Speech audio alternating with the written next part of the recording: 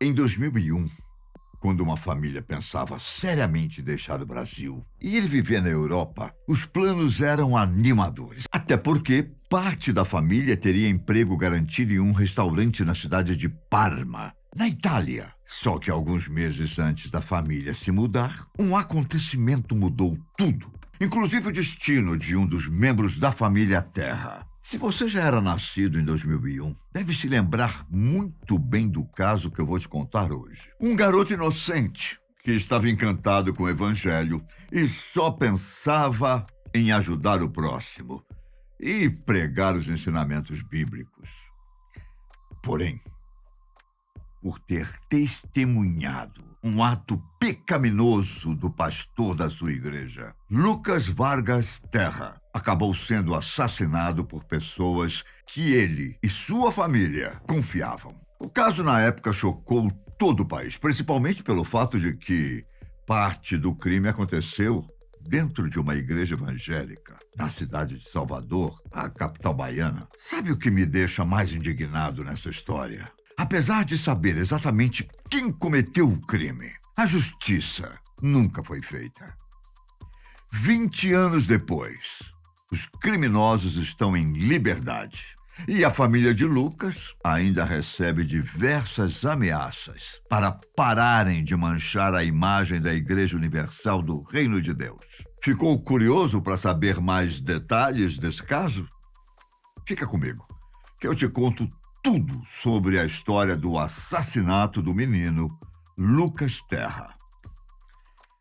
Como eu disse, no começo dos anos 2000, a família de Lucas planejava se mudar para Parma. A ideia era buscar melhores condições de vida. Nada melhor do que viver em um país do primeiro mundo, não é? Marion, mãe de Lucas, foi para Parma em dezembro de 2000. A intenção era ajeitar as coisas na cidade italiana para depois receber o resto da família. Ela pegou um avião no Rio de Janeiro e partiu para o continente europeu. Carlos Terra, marido de Marion e pai de Lucas, foi com os filhos para Salvador para passar uma temporada na cidade antes de se mudar. Um dos irmãos de Lucas morava em Salvador e em janeiro de 2001 o garoto começou a frequentar a Igreja Universal no bairro de Santa Cruz. Lucas, diga-se de passagem, era um menino extremamente religioso. Quando entrou para a igreja, ele sentiu uma identificação tão forte com o Evangelho que passou a se dedicar a seguir os ensinamentos de Jesus Cristo, como amar e ajudar o próximo. Lucas fazia parte de um grupo de jovens que visitava favelas, fazia doações de roupas e levava evangelização para as crianças. Quando conversava com a mãe, Lucas dizia que estava adorando a experiência e que não estava certo se desejava ir embora para outro país. Ele também compartilhou com a mãe que seu maior sonho era se tornar obreiro da Universal, um cargo acima do que ele ocupava, que era de assistente de obreiro. Bom, para quem não sabe, obreiro é a pessoa que tem a função de ajudar o pastor na organização do templo e das atividades exercidas no mesmo. No caso da igreja de Lucas, o pastor era Silvio Galiza. Em março de 2001, Lucas estava muito perto de realizar o seu sonho. Ele finalmente conseguia o tal cargo de obreiro da igreja. Mas, na noite do dia 21 de março, ele foi chamado por Galiza para ir até a Universal de Pituba para ser oficializado como obreiro. Lucas, empolgado com a novidade, não pensou duas vezes e foi direto para a igreja. Porém, a família não sabia que essa seria a última vez que ele sairia de casa. O fato é que Lucas testemunhou algo que, ao menos de acordo com os ideais da sua igreja, era um terrível pecado. Ele viu os pastores Fernando Aparecido da Silva e Joel Miranda Macedo tendo relações sexuais dentro do templo. Isso jamais poderia acontecer dentro da igreja. Jamais. muito menos entre os dois pastores. E como o flagrante podia dar o que falar, os dois pastores resolveram, da pior forma possível, dar um sumiço no garoto que tinha feito o flagrante. De forma cruel e covarde, Lucas, que na época tinha apenas 14 anos de idade e estava perdidamente apaixonado pela namorada que tinha conhecido na igreja, foi levado à força para outro templo na Universal, que ficava no Rio Vermelho.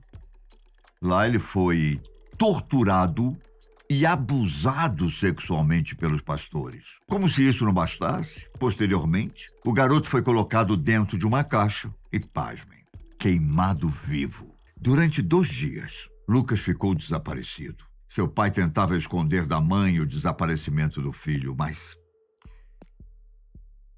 no dia 23 de março, os restos mortais de Lucas foram encontrados em um terreno baldio da Avenida Vasco da Gama, em Salvador.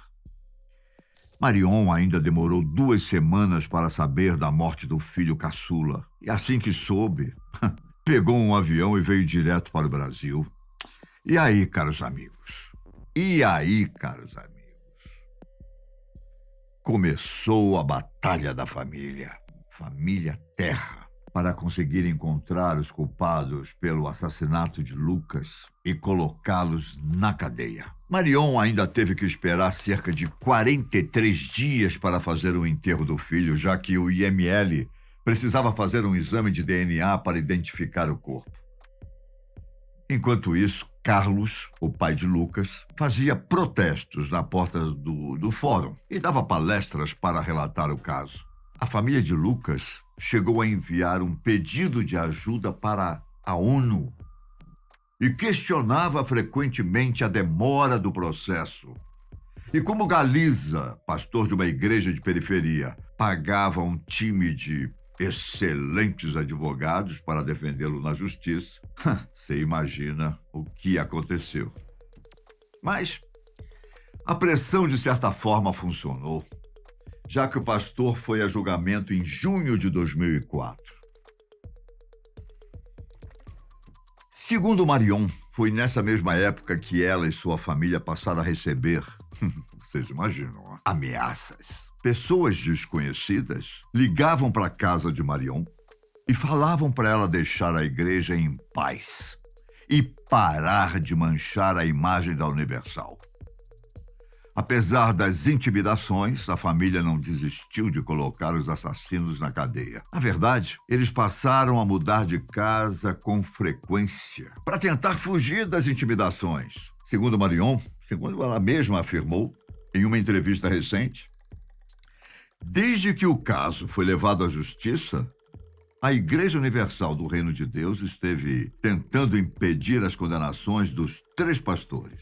Apesar disso, inicialmente Galiza foi condenado a 23 anos e 5 meses de prisão. Depois dos advogados entrarem com recurso, a pena foi reduzida para 18 anos e, posteriormente, para 15. Mas isso não quer dizer que o pastor está preso. Galiza até foi acusado por homicídio qualificado com motivo torpe e ocultação de cadáver. Porém, ele cumpriu apenas 7 anos. E hoje está em liberdade condicional. De certo modo, podemos dizer que o crime cometido contra Lucas continua impune, não acha? Eu falo isso porque os pastores Fernando Aparecido da Silva e Joel Miranda Macedo, os que foram flagrados por Lucas, até foram investigados em 2008, após Galiza dar um depoimento que envolvia os 2 pastores. Porém, em 2010, eles receberam habeas corpus do STF. E tempos depois, os 2 pastores foram inocentados. A juíza Gelsi Almeida, que inocentou os religiosos, alegou falta de provas. A família perdeu a batalha, mas não a guerra. Em 2015, o Tribunal de Justiça da Bahia decidiu que os pastores deveriam ir a júri popular. A decisão foi barrada em novembro de 2018, após novo recurso. Porém, em 2019, a ministra Carmen Lúcia decidiu que os pastores seriam julgados e descartou qualquer chance de novos recursos. Infelizmente, a pandemia acabou adiando o julgamento dos acusados. Com isso, veio mais uma preocupação. A mãe de Lucas tem medo da possibilidade de prescrição da pena dos 2 réus. A família Terra só espera que os 2 acusados sejam julgados ainda este ano e que finalmente a justiça seja feita. Vamos ver o que vai acontecer. Esse foi o caso do garoto Lucas Terra. Mais uma história que nos mostra o quanto a justiça brasileira é falha. Eu fico por aqui, mas nos vemos em breve para mais um caso. Combinado?